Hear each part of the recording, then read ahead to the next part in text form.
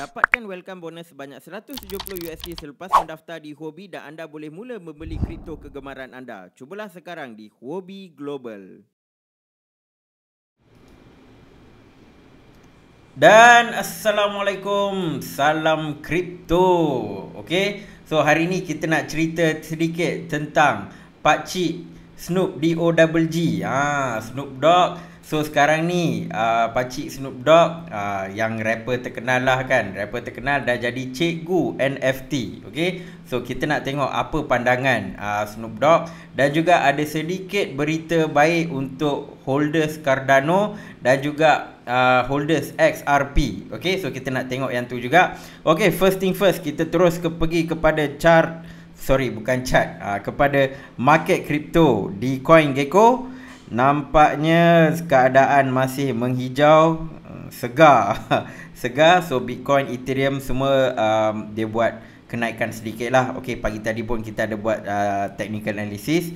Okay, so kita tengok siapa yang best performer. Arweave naik balik. Okay, Solana nampaknya naik juga, tapi Arweave naik lagi banyak lah. So semua faham Arweave ni dia sangat related dengan Solana kan, sebagaimana macam Filecoin, IPFS dia related dengan Ethereum for storage kan. So untuk Solana storage, Arweave dia ke depan lah. Okay, so Cosmos naik, Terra naik. So banyak altcoin bila tengok Bitcoin tengah naik, dia naik lagi banyak lah. Avalanche, Eldron. So banyak jenis-jenis smart contract ni tengah naik sekarang tuan-tuan puan-puan. Okay, yang tak berapa nak naik Leo token dan Pax Dollar, that's all. Yang lain semua sekarang tengah naik. Okay, so yang nak buat trading, nak take profit yang ada buat day trading macam tu kan, boleh lah. Okay, swing trading kan, boleh lagi. Okay, now sebelum kita pergi kepada topik utama ni, saya nak sambung sedikit lah cerita semalam kan.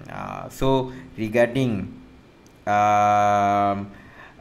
Gary Gensler. Okay, nampaknya ada orang reveal kan, Gary Gensler dia akan dapat payment daripada Goldman Sachs selepas dia retire nanti. Lebih kurang $6,700 setahun lah. Sikit je untuk orang macam Gary Gensler, benda ni celah gigi je kan. Tetapi Goldman Sachs nampaknya akan membayar dia.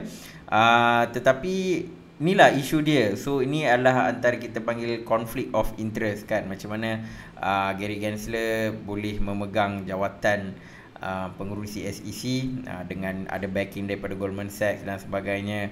So ini just part of the thing yang orang duk korek lah kan. Sebab ramai yang tak puas hati. So ni saya just nak cerita sedikit lah. Okay, now ada satu benda yang penting saya nak tunjuk regarding whale. Bitcoin whale. Lama dah saya tak buat video, tak update tentang Bitcoin whale ni. Ini whale ni yang saya tunjuk ni, address IP5ZE kan. Kalau tuan-tuan puan pergi dekat Bitinfochart, type yang rich list ni, dia akan ada dekat tempat ketiga. Kalau tak silap saya lah, dia di tempat ketiga. Kalau tuan-tuan puan tengok, dia sekarang ni tengah kumpul Bitcoin. Ada masa dia akan jual. Dia kalau jual dia akan jual 1,500, 1,500 ataupun 3,000. Ni pun 1,500 juga bulan Jun.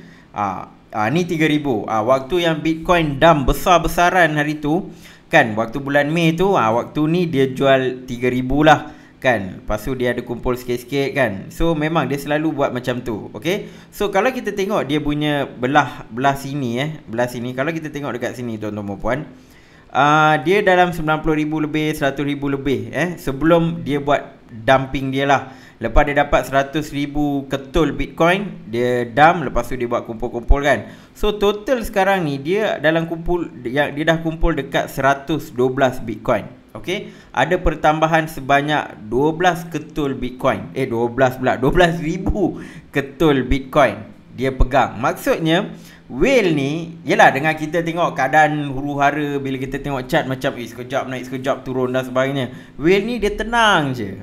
Dia kumpul Bitcoin. So last dia buat dumping ni pada 3 September, dia jual 1,500. Sejak dia jual tu, dia start kumpul balik. Dia jual waktu harga 49,000 and sejak tu dia start kumpul balik lah. Okay, so mungkin tuan-tuan perempuan boleh follow wallet ni. Senang cerita macam ni. Bila whale ni start jual, kita jual. Ataupun kita ambil profit lah. Bila whale ni start beli dan kita pun start kumpul kan. This is not financial advice.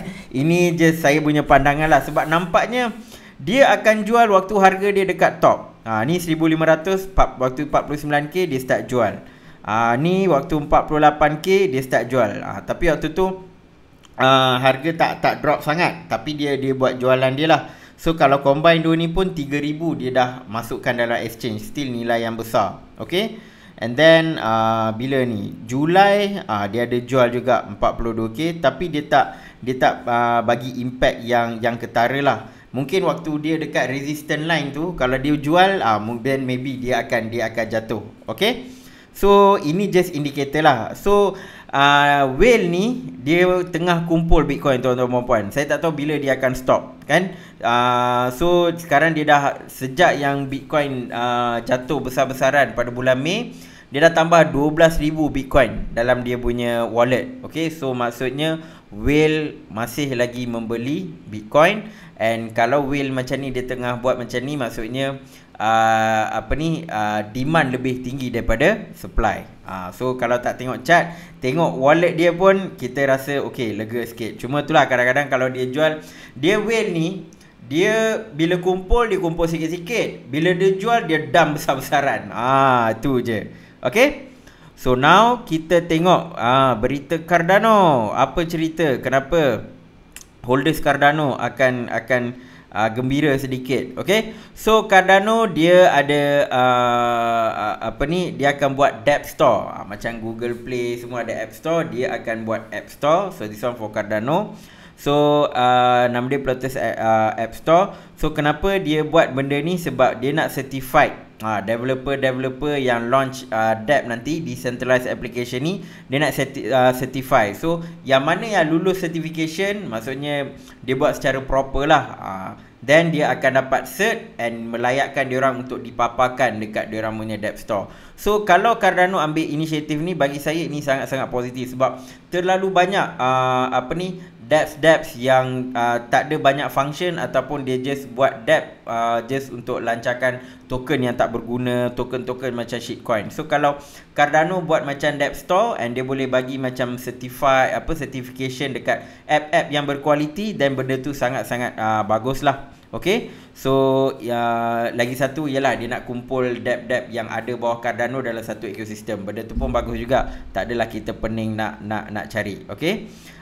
So inilah lebih kurang dia kata. So certain dApp ni dia ada malicious code kan. Mungkin ada kod-kod yang tidak begitu selamat dan sebagainya kan. Mungkin ada unsur-unsur fraud, malware dan sebagainya. So diorang boleh check siap-siap.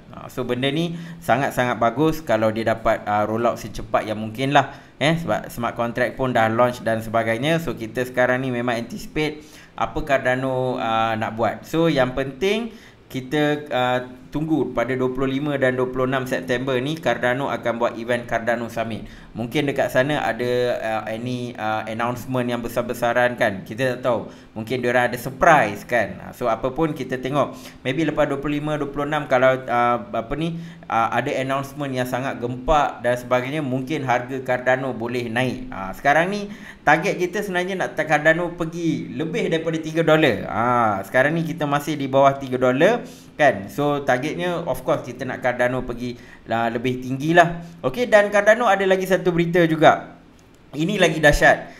Cardano dia dah start development untuk buat layer 2 scaling solution. Macam mana Ethereum dia ada layer 2 scaling solution macam Arbitrum, macam Polygon, Cardano dia ada layer 2 juga, nama dia Hydra. Dan Hydra dia punya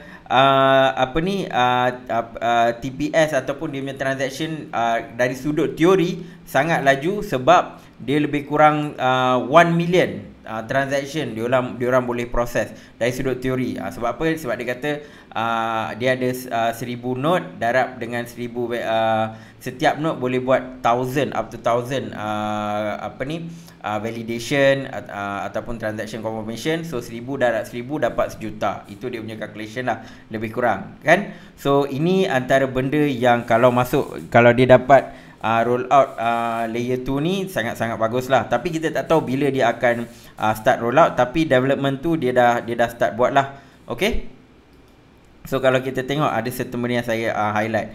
Okay, so macam yang ni dia ada bagi tahu siapa-siapa yang run the network, yang buat staking dan sebagainya, mereka perlu diberi ganjaran lah kan. So that's why dia pun nak upgrade kepada layer 2 scaling. Okay, so dan ini saya nampak statement yang bawah ni, ini seolah-olah macam dia tengah petik Cardano pula, tengah petik Solana kan. Dia kata the blockchain needs to be protected against DOS attack. Tu yang hari tu Solana kena kan. And then Solana pun dia down sekejap, beberapa jam, lepas tu dia up balik lah.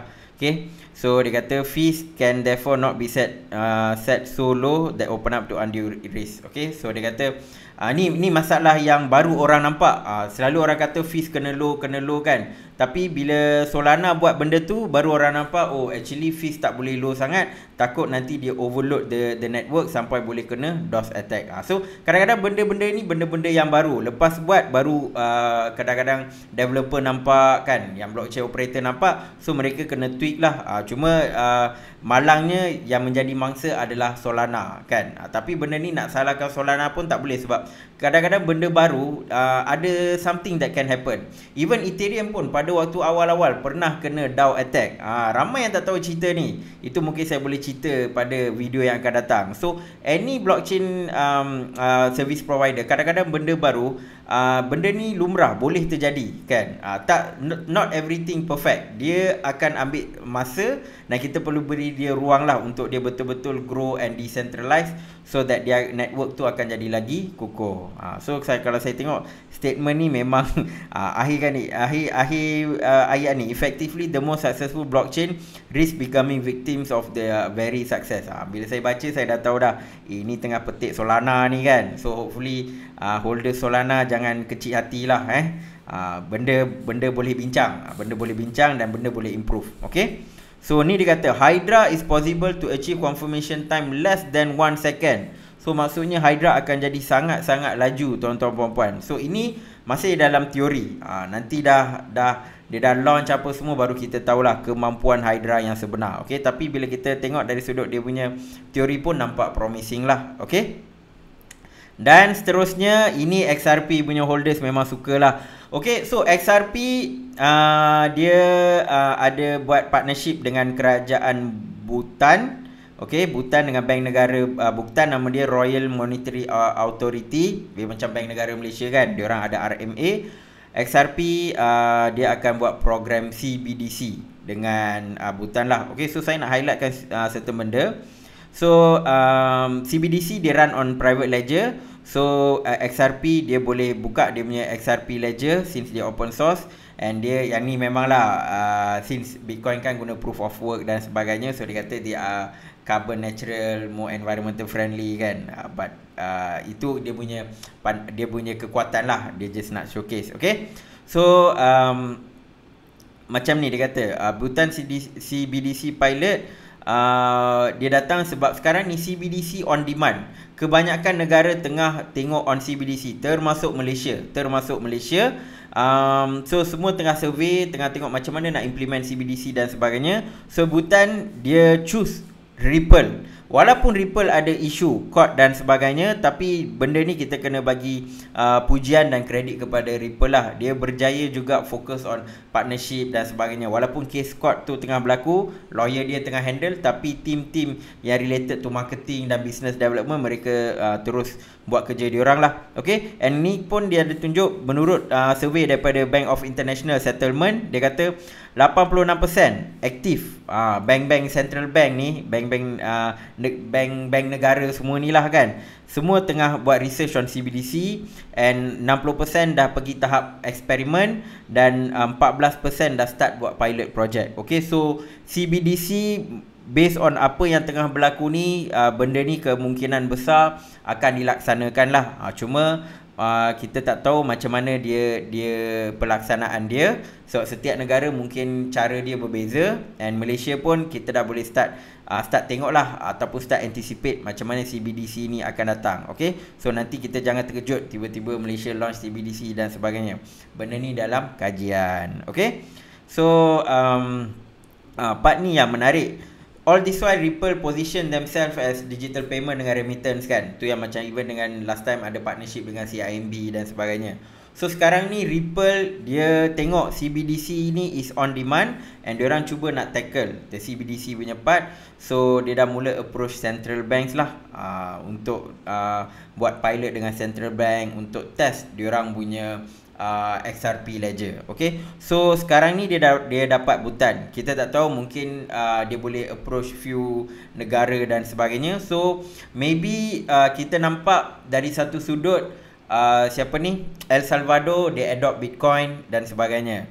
So macam Bhutan pula, dia work with XRP. So kalau XRP dapat few other countries lagi, then it's a bullish jugalah untuk XRP. Cuma tunggu masa untuk kerajaan US lepaskan XRP, ataupun lepaskan Ripple dan sebagainya. So lepas tu tak ada lagi dah benda yang memegang XRP ataupun Ripple, and then InsyaAllah saya rasa harga dia pun akan appreciate lah. Okay, so dan yang last kali, Snoop Dogg. Okay, so Snoop Dogg ni, pakcik Snoop Dogg ni, dia very heavy into NFT. Okay, so ni dia tulis follow the wallet, and ada satu tweet dia yang ramai orang-orang dalam NFT agak terkejut lah. I am Cosimo Medici ke tak tahulah nak sebut macam mana. I am Cosimo Medici.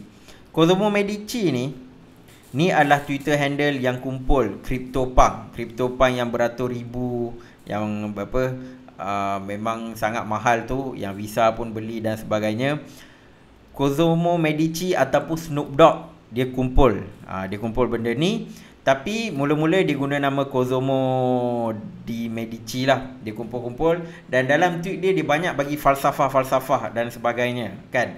Sampai ada satu tweet dia kata, satu hari saya akan dedahkan siapa diri saya. Sebab ramai yang mula follow Cosimo Medici sebab dia duduk beli CryptoPunk, all this NFT yang mahal-mahal ni dia duduk beli. So memang dia cipta dia punya followers lah, following dan sebagainya. Sebab memang orang nampak, wih kayanya Cosimo di Medici kan. So diorang akan follow wallet dia.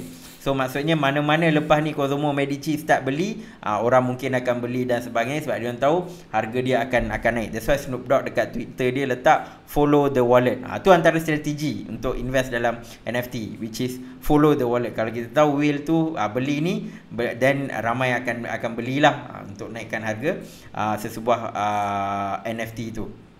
Okay, so cerita dia sekarang ni, Cosimo Medici ni dia dah reveal pasal Snoop Dogg dan sebagainya. Tapi saya nak highlight satu tweet yang Cosimo pula, tak apalah saya cerita Snoop Dogg lah, sebab orang yang sama kan. So, apa yang pakcik Snoop Dogg cakap ni, dia kata kenapa dia invest juga dalam CryptoPunk, walaupun CryptoPunk memang dah hype, dah mahal dan sebagainya kan.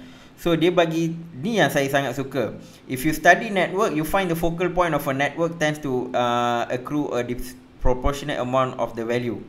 Snoop Dogg dia duduk cerita tentang network effect tau, kekuatan network. Benda-benda yang saya pernah cerita dan ramai juga yang pernah cerita, macam mana Ethereum, Bitcoin, bila network dia semakin besar, value dia semakin naik. Snoop Dogg dia berjaya relatekan dengan NFT. Sebab tu saya kata Snoop Dogg sekarang dah jadi guru NFT. Guru NFT. Okay, selain rapper dia boleh jadi guru NFT lah, guna nama Cosimo Medici ni kan. Walaupun dekat dia punya Snoop Dogg punya Twitter tu nampak macam, yelah, biasa-biasa, macam yelah geng-geng rapper apa kan. Tapi bila tengok dekat sini kita nampak pemikiran Snoop Dogg kalau dia bukan Snoop Dogg. So Snoop Dogg ada the apa falsafah side dia kan, kita boleh baca. So dia ada cerita Michael Jordan dia dapat 100 kali ganda lagi banyak duit daripada next best NBA player. Sama Beyonce dapat earning 50 kali ganda lagi banyak daripada best other next best R&B. Maksudnya dia nak cerita kalau orang tu dah top, yang orang yang kedua ketiga tu memang dia punya gap akan jadi sangat tinggi lah. That is the network effect. Sama juga dengan Bitcoin. Kalau kita tengok market cap Bitcoin sangat tinggi, Ethereum pun memang kedua, tapi gap antara Ethereum dengan Bitcoin tu agak ketara.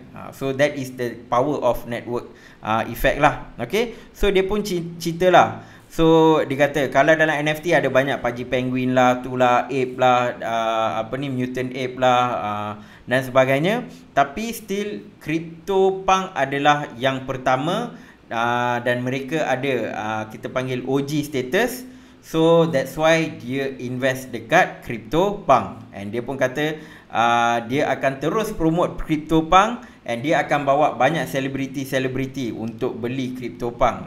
Jason Derulo lah. Tapi memanglah Snoop Dogg dia ada banyak link dengan selebriti kan. Dia boleh je promote and dia akan bawa selebriti untuk invest dalam CryptoPunk. Yang saya nampak sekarang ni, kalau selebriti masuk dalam CryptoPunk, eventually selebriti akan masuk dalam NFT.